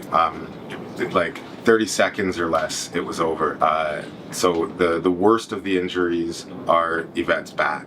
The bruising on the arm is largely gone. She had trouble using her arm for a couple of days after, but the back is the main thing from the slip and the fall. Another question is when or if this was reported to the Coast Guard. Yes, it was reported immediately within 5 minutes of the attack taking place. It was reported to the Coast Guard through our friend Brian.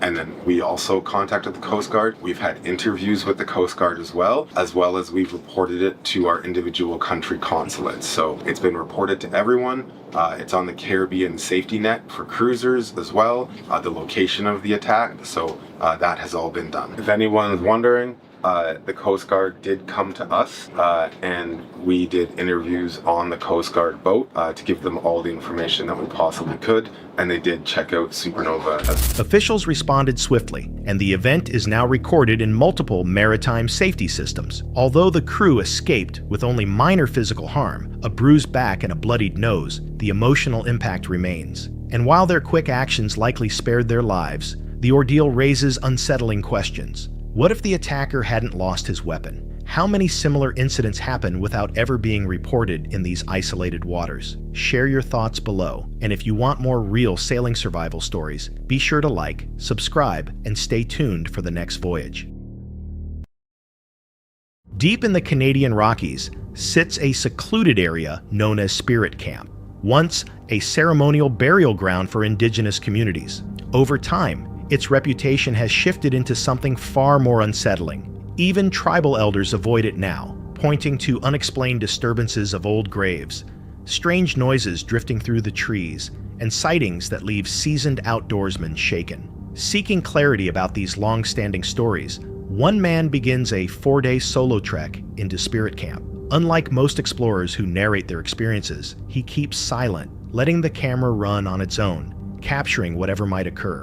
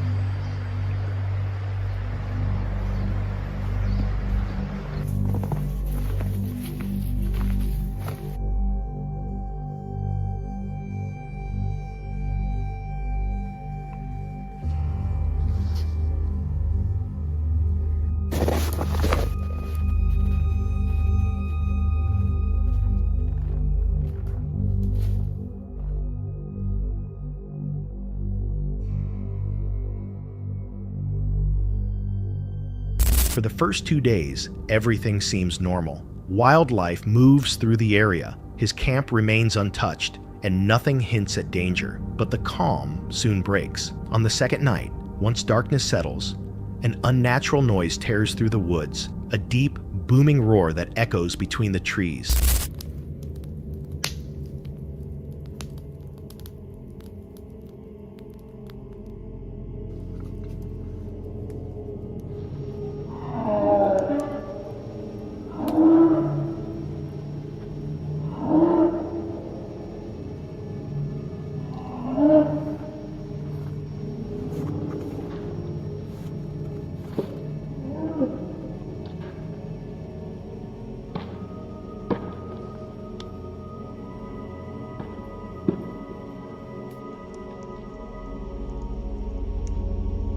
Its tone resembles a lion's call, even though no such animals live anywhere near the region. Moments after, several loud impacts echo out, sounding as if something heavy is striking the trees with intent. Those familiar with wilderness lore might recognize these patterns.